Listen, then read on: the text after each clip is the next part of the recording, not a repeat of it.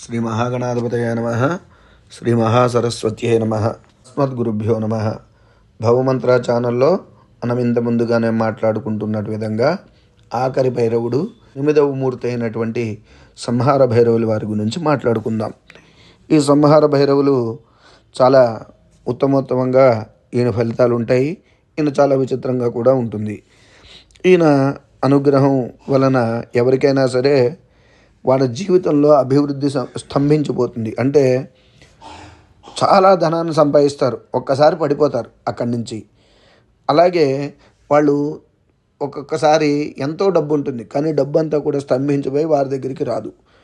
అటువంటి స్తంభన స్థితిలో ఉన్నటువంటి స్థితి నుంచి విడిపించేటువంటి వారు ఈ సంహార భైరవులు.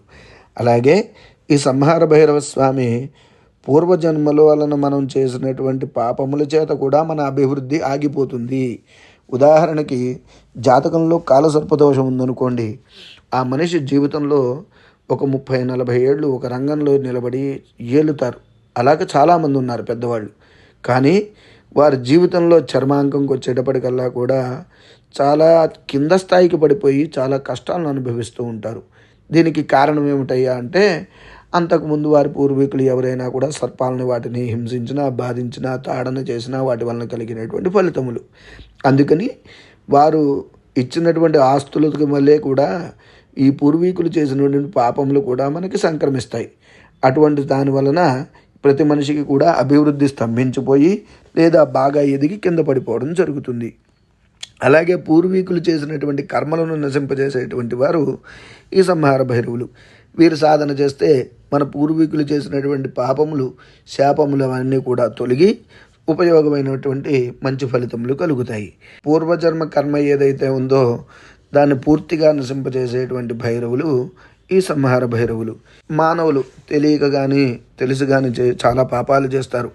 అటువంటి పాపాలను కొంతవరకు కూడా తగ్గించేటువంటి శక్తి కలిగినటువంటి భైరవులు ఈ సంహార భైరవులు.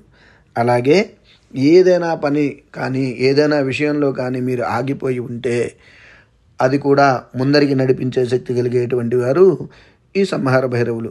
ఇదే సంహార భైరవమూర్తి యొక్క జపాన్ని భార్యాభర్తలు ఇద్దరూ కూడా కలిసి కూర్చొని చేస్తే సంతానం కలిగిన వారికి కొంతవరకు సంతానాన్ని కూడా ఇస్తారు. అలాగే ఈ భైరవస్వామి యొక్క ఆరాధన చేసినప్పుడు నల్ల బెల్లంను నివేదన పెట్టి కొంత ప్రసాదంగా తీసుకుంటే తీసుకోవచ్చు, లేదంటే బయట కుక్కలకు తినిపించడం చేస్తే మంచి శుభ ఫలితములు కలుగుతాయి.